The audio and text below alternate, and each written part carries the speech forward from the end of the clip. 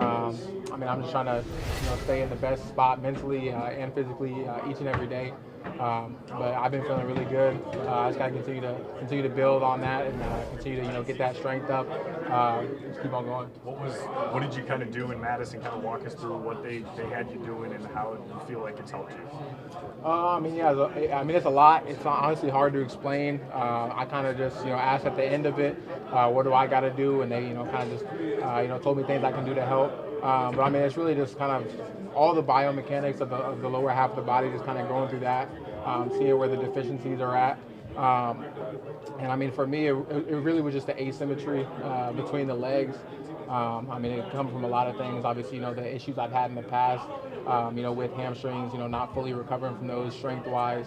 I mean, yeah, I've just been attacking the strength side of it, trying to get that asymmetry back, or the symmetry back in it. And it's been huge for me. I've been feeling really good. Just kind of continue grinding at it. Do you feel more comfortable getting to that point than you did at this point last year, that you do have a handle on it?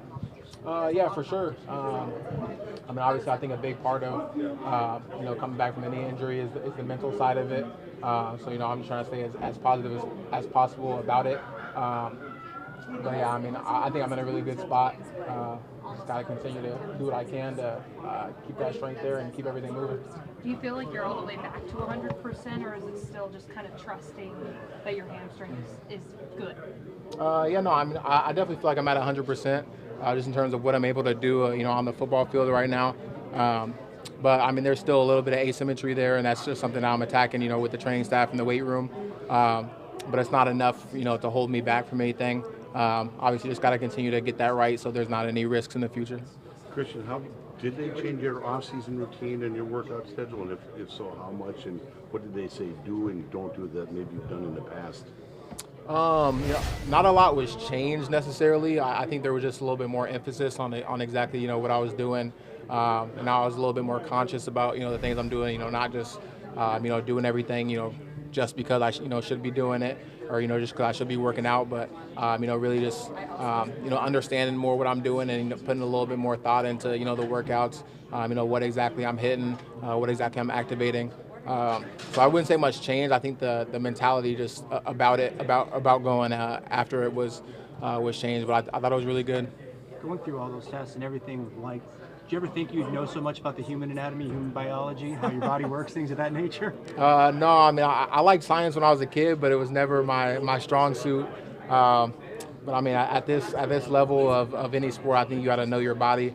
So I mean, just to be able to learn about it and understand how everything works has helped me a lot, just in terms of what I'm doing. I'm not just doing it because they're telling me I'm doing it, because I understand what it's going to do for me.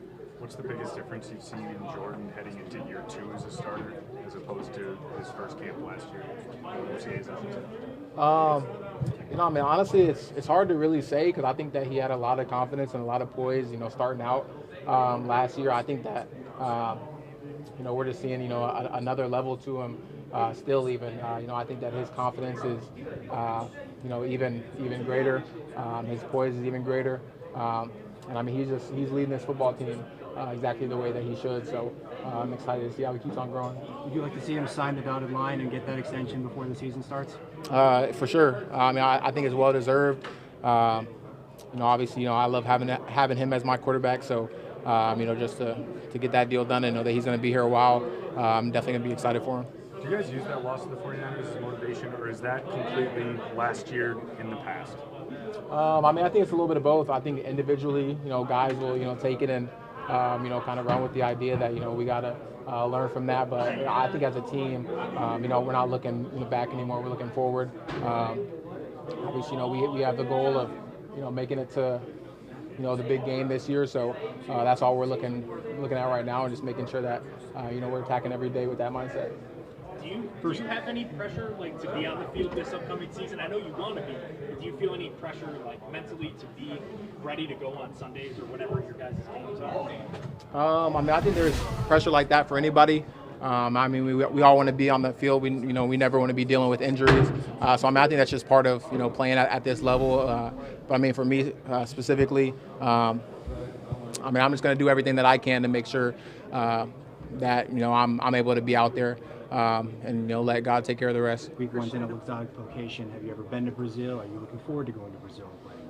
I have not been out there, but I mean it's going to be an experience, so I'm excited for it.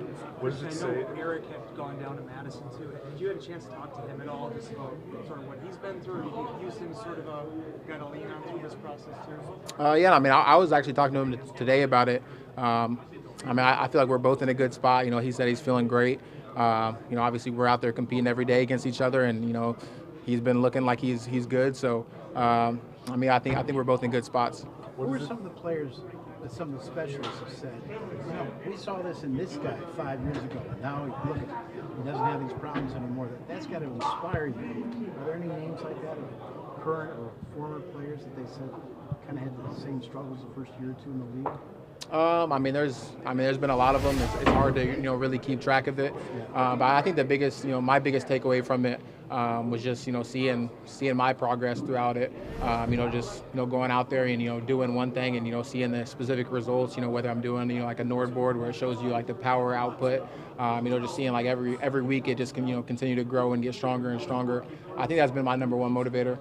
Just seeing how it's affected me throughout this offseason in terms of getting that strength back. Has been the biggest thing for me. What does it say about this team that you have? Matt said the best participation he's ever had in organized optional team activities. I think it's huge. I think that the energy has been there throughout this whole OTA so far. I think that there's a vibe and an energy that I haven't really felt since I've been here. And I mean that's exactly where we got to be. I'm not going to say anybody has to be here or anything like that, but it definitely is beneficial for us too. So just to see how we're attacking this offseason has been big. How much does it help? We know what your identity is as a receiver. And then you think of Reed, or Wicks, or Romeo, and now that you're in your second or third year together, it must help you guys this is what we all do collectively, right? Do you feel like you guys have got established roles now? And what are your best plays as a unit? Yeah, for sure. I mean, I think our number one goal as a wide receiver unit is to have anybody be able to do anything. And obviously everyone's going to have the specific things that they're good at. Some people aren't going to be able to do something as good as somebody else. But I mean, our number one goal is to if somebody's out there, they're going to be able to execute what's called. And I think that we're right there and we're continuing to get even better. So I'm excited about this receiver room for sure. What's it like not having Aaron Jones here anymore? How big of a loss of leadership is that? How big is the need of somebody to step up? It's tough for sure. I was close with 3-3 for sure. So I mean, it's tough to lose that, but at the end of the day, I'm still going to be close with him regardless of the situation. But I mean, that's the business we're in. People are going to come and go. So it's tough, but I mean, we got to continue to grow and move on. And people are stepping up, and we're going to still come together as a team.